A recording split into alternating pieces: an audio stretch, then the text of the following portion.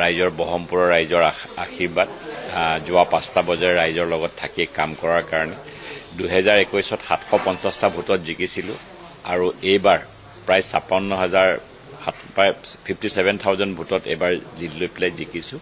মই বহমপুৰবাসী ৰাইজক আন্তৰিক শুভেচ্ছা আৰু ধন্যবাদ জ্ঞাপন কৰিছোঁ আৰু ৰাইজৰ কাৰণে যোৱা 5টা বছৰত যিমান কৰিছিলোঁ আহিবলগীয়া 5টা বছৰত তাৰ 4 গুণ কাম কৰিম। আমি এইটো আগতেই পূৰ্বতে অনুমান কৰিছিলোঁ যে এইবাৰ অসমত ৰাইজে হিয়া উজাৰি আশীৰ্বাদ দিব।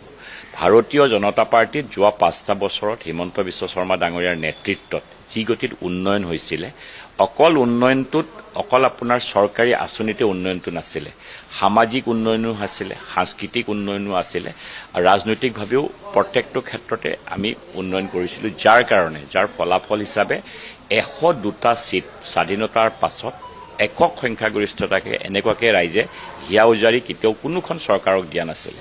আজি এই চৰকাৰখনৰ হোৱাৰ কাৰণে মই এটা কথা আশাবাদী যে আহিবলগীয়া 5 বছৰত, যোৱা 5 বছৰত অসমে উন্নয়নৰ জখলাত উঠিছিলে, এই 5 বছৰত অসমে উন্নয়নৰ জখলাত শিখৰ চুব। টিম হিমন্ত বিশ্ব শৰ্মাৰ একোজন যোদ্ধা, আমি আছোঁ এই টিমত। আমাক আৰু মন্ত্ৰী হিচাপে কি এক্সট্ৰা লাগে? আমাক দলে যি দায়িত্ব দিছে সেই দায়িত্ব